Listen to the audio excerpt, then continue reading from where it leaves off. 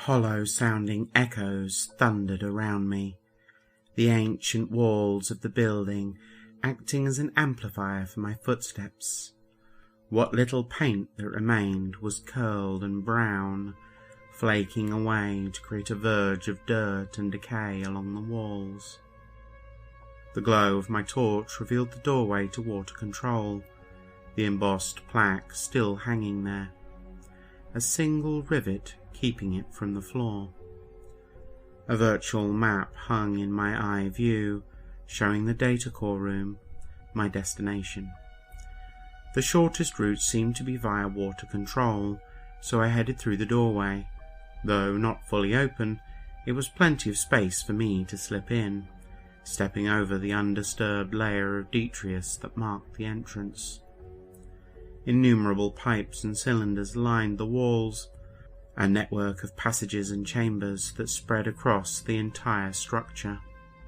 The floor was covered in a thin layer of dirt, a dozen species of fungi living on and among the many pipes and surfaces of water control.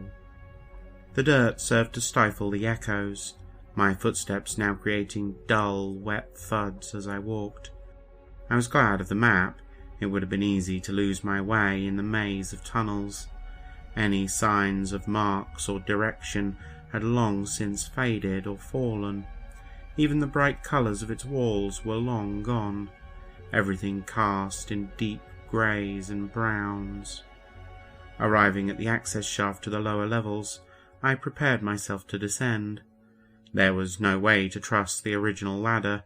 Time had eroded the rungs, and fungi had taken them as home. Pulling a polyplastic block from my bag, I programmed it for a descending ladder, before placing it at the edge of the shaft. The smooth surface of the block became glossy, flowing like a thick liquid, not unlike custard. It reached out for the opposite side of the shaft, finding a surface to grip against. From this structure extended a single rod, flowing down the shaft. Every 20 centimeters, a rung shot out of it, reaching out to the wall and gripping tightly. Once a few rungs were formed, I began my climb, the torch dutifully following me, lighting the way. There were only 3 decks below me, and I needed to descend 2. As I climbed, the sound of dripping water began to dominate the environment, the torch illuminating a layer of water below. The lowest level appeared to be entirely flooded, the water now a few centimeters above the floor I wanted. As I stepped from the ladder, ripples washed outward from my feet, rebounding endlessly among the islands of soil and fungi. Gripping the shaft of my ladder, I ordered it back to a cube, rungs rapidly retreating from the wall and soon flowing back into my hand. Once it appeared solid again, I returned it to the bag before consulting my map once more. I was close to the core room now, so my walking speed increased, a wake of ripples marking my trail. More life filled this place, with mushrooms grown tall and ancient around me, some as tall as half a meter, lining the walls and growing from pipes, the sweet smell overriding the dirt. It didn't take long for me to reach the doors to the core room. They were thankfully closed, preventing the water from so easily accessing the area. Grabbing my polyplastic block once again, I placed it against the door, programming it to create a barrier along the floor, preventing any water from passing into the room. As soon as the barrier was solid, I drew a lever from my bag, thrusting it into the crack between the doors.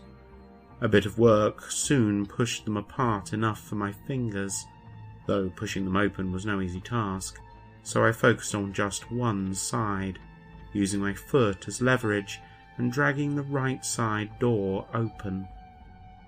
The datacore room was no less dirty and grey, but it appeared at least to be free of water pools, though the fungi had clearly invaded the room, growing out of the paint detritus and from the air vents along the walls.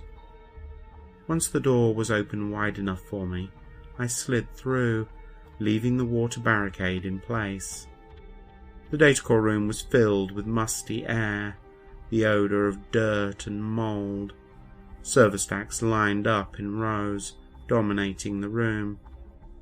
The servers along the outer edges were all suffering from severe decay, but near the heart of the room were a dozen stacks that seemed to have avoided the worst of it. As I reached the centre of the stacks, a virtual icon formed before me, confirming that I had completed Task 5 of the Martian Explorer's adventure. After a moment's celebration and my customary victory dance, I touched the icon, causing it to change into a short riddle, a clue to my next destination, though that would have to wait until next week, as it was a work night, and it was likely to take 2 hours to get home again.